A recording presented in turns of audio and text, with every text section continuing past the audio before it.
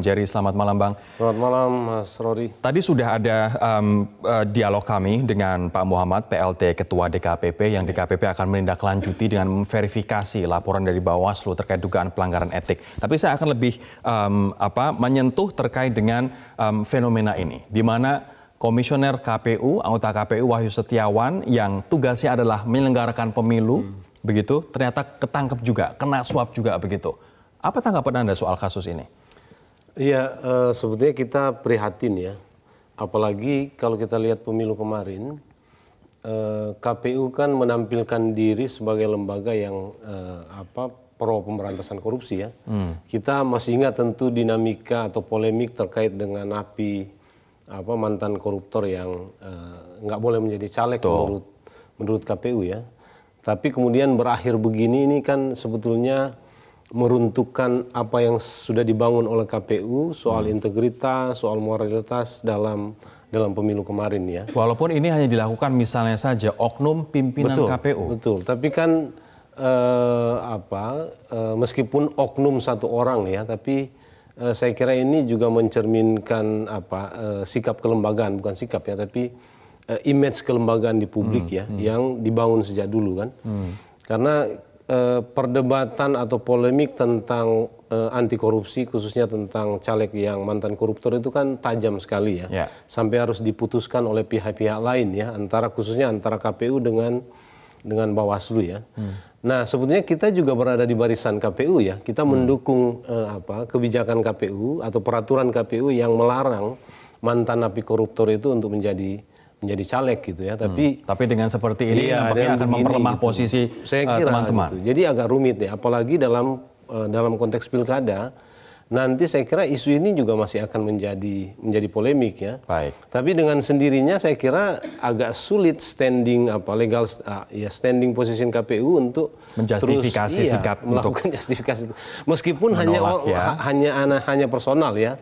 Tentu ini personal, masih harus dilihat kemungkinan apakah memang ini juga terkait dengan yang lain. Kan gini, Bang Jerry melihat ini personal murni atau ada keterlibatan dari komisioner yang lain? Iya, kalau lihat karakter kasusnya gitu kan, agak sulit nanti keputusannya kalau tidak akan melibatkan komisioner yang lain.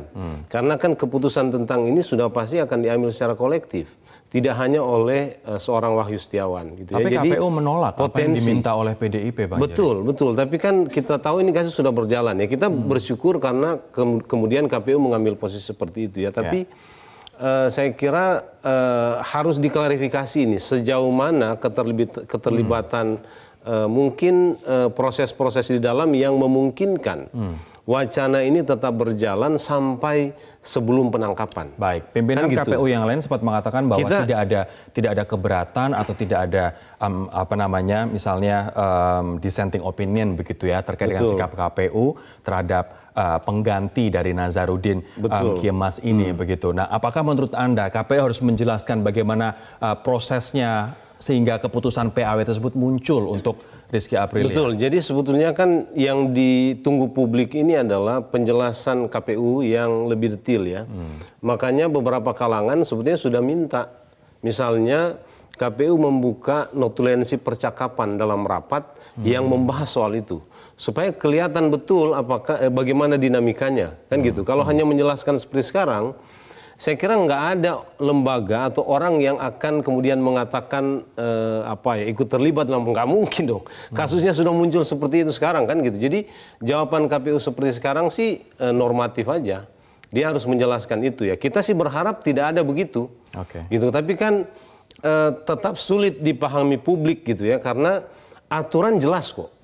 Gitu ya, aturan jelas. Tapi kalau ada yang masih mau memainkan seperti itu, ya berarti kan ada ruang yang diberikan meskipun kecil di internal sehingga itu bisa didorong. Kan gitu. Dan ini harus diklarifikasi oleh KPU. Adakah ruang kecil ini? Iya, saya berpikir begini. Seorang Wahyu Setiawan juga mungkin tidak akan berani gitu ya. Tidak akan berani berproses sebagaimana yang sekarang terjadi ini kalau nggak melihat ada clue gitu, ada ruang yang sedikit meskipun sedikit di dalam proses ini ya. Tidak mesti di dalam KPU, tapi dalam proses ini yang memungkinkan apa yang diinginkan oleh PDIP itu dikabulkan oleh KPU.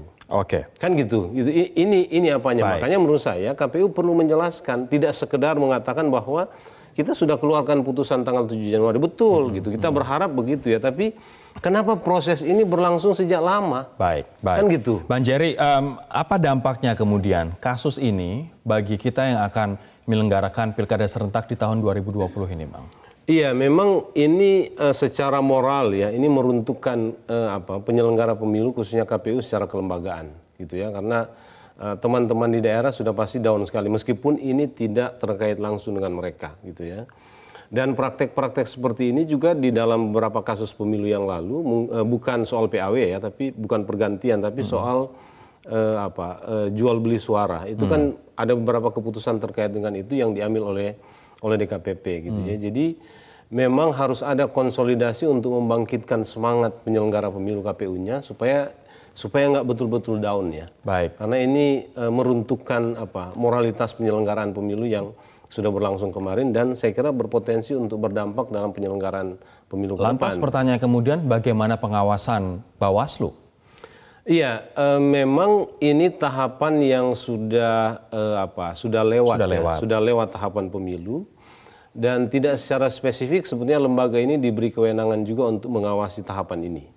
Tetapi sebetulnya sebagai lembaga pengawas pemilu yang sudah permanen, dia juga harus memberi perhatian terhadap itu karena salah satu tugas Bawaslu itu kan sebetulnya adalah mengawasi kinerja penyelenggara dalam hal ini KPU, khusus berkaitan dengan praktek-praktek di mana ada hal-hal yang memang mungkin bisa dimanipulasi gitu ya. Jadi perlu juga ada peran Bawaslu dalam konteks setelah pemilu selesai ya. Ini kan sudah pasca pemilu ya. Meskipun sebetulnya kalau lihat kasusnya itu kan memang ada di tahapan pemilu. Yeah.